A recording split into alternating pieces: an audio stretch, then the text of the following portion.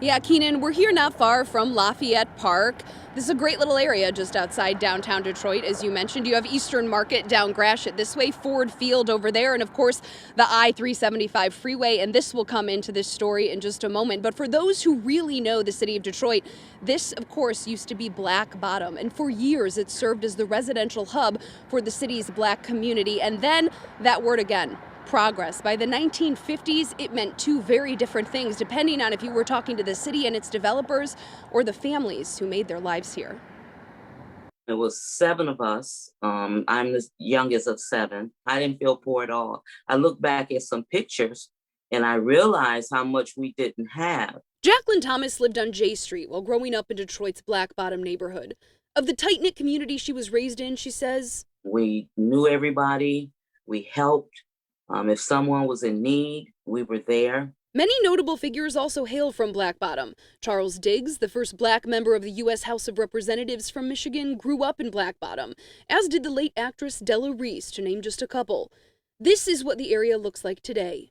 Both Black Bottom and its adjacent north bordering business district, Paradise Valley, raised under the guise of urban renewal, or so-called slum clearance. What you'll see now are the I-75 freeway, the 375 freeway. Those actually ran right through the neighborhoods that were Paradise Valley and Black Bottom. But by the time the freeway was being under construction, Black Bottom was essentially gone. As Detroit historian Ken Coleman explains, the city started condemning Black Bottom in the late 40s in favor of new development, Lafayette Park. This was at a time when black people often struggled to find affordable housing and fairly priced loans for those seeking home ownership. This 1956 map shows assessed land values along the corridor of the then proposed Chrysler Freeway. With the demolitions came the promise of progress. Blacks uniformly understood what it meant. It was taking black poor people and moving them someplace else. So middle-class folk, largely white, mainly white, could live just outside of downtown Detroit. Thomas and her family left Black Bottom before it was demolished. Other families moved to nearby public housing projects or left the city. I believe they tore down some history that's in me that was greater than they portray it to be. We know where Black Bottom's story ended. To learn where it started, we go further back. The name itself comes from the color of the soil, the fertile soil in the lower east side of Detroit.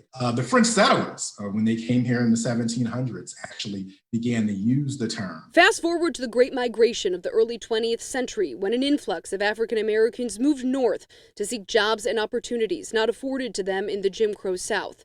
In Detroit, they established not only Black Bottom, but Paradise Valley. It was a beautiful experience that really set a precedent for not just Detroit, but for a lot of other communities as well. It was a self-contained community where those that made their money put it back into the community to help build it up. It was their homes, it was their businesses, it was their progress. Some of the area's landmarks still stand, like the old Paradise Theater on Woodward, now the Detroit Orchestra Hall.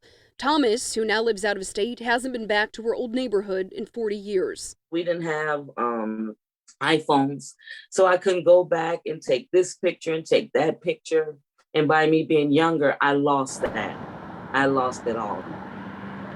A lot of important history there, and you might be wondering, so what have we learned since Black Bottom? Well, historian Ken Coleman, who you just heard from, notes that since Black Bottom, there have been several policy changes on paper at the federal, state, and local levels. For example, requiring new developments to set aside a certain amount of space for moderate to low-income earners. However, he also notes the follow-through on that doesn't always happen, or it doesn't always happen quickly. Examples of that we're still seeing in Detroit today. So he says ultimately it's up to people to demand what they want from their communities. Reporting live this morning in Detroit, Jen Shantz, 7 Action News.